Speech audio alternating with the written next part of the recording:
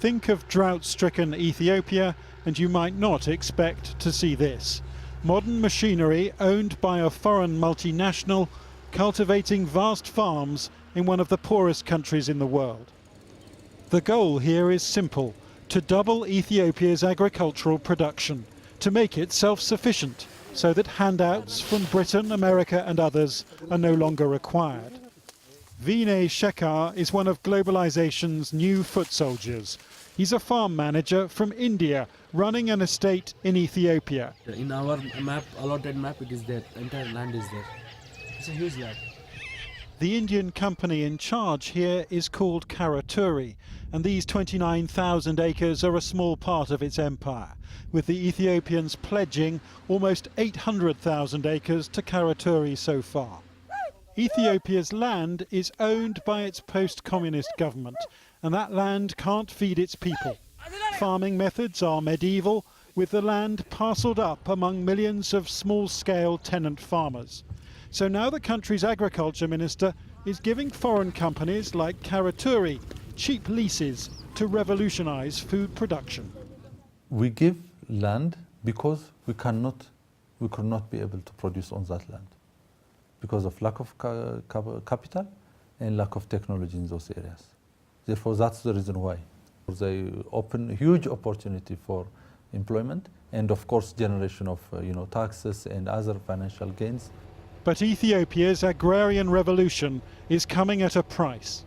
Gemetchu Garbaba talks not of gain but of loss.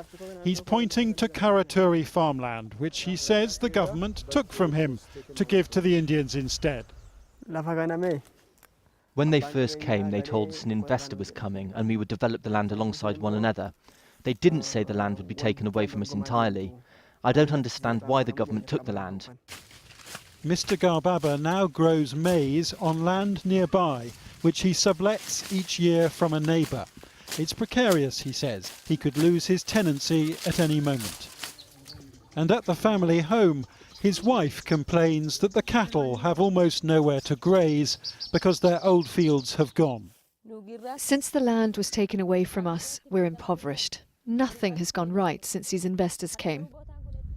Next door, Karaturi is beginning to work agricultural wonders. It runs the farm under a 50-year lease and says it will sell most of its produce inside Ethiopia itself.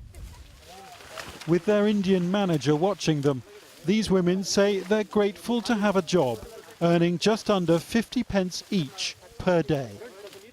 Cheap labour means big profits to come.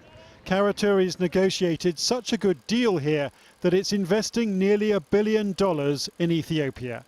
Though in an interview last year, its founder said it was shameful to accuse the firm of land grabs when the country's being transformed.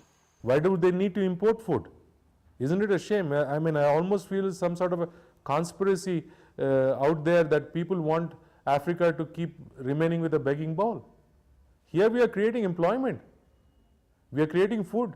We are creating wealth. Isn't that what Adam Smith spoke about? Isn't that the reason why the Western world is self-sufficient today?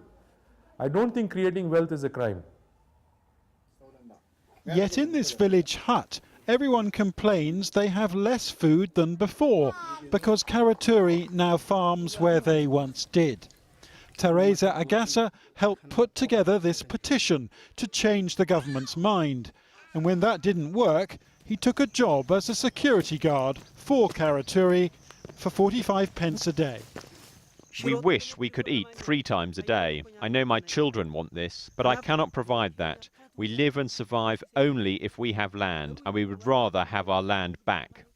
Ethiopia's agriculture minister claims there's no conflict with local communities and no need to provide compensation. But people here speak bitterly of forced evictions, and this is just a snapshot of a story now playing out all over Africa, as multinationals strike land deals with governments desperate for investment.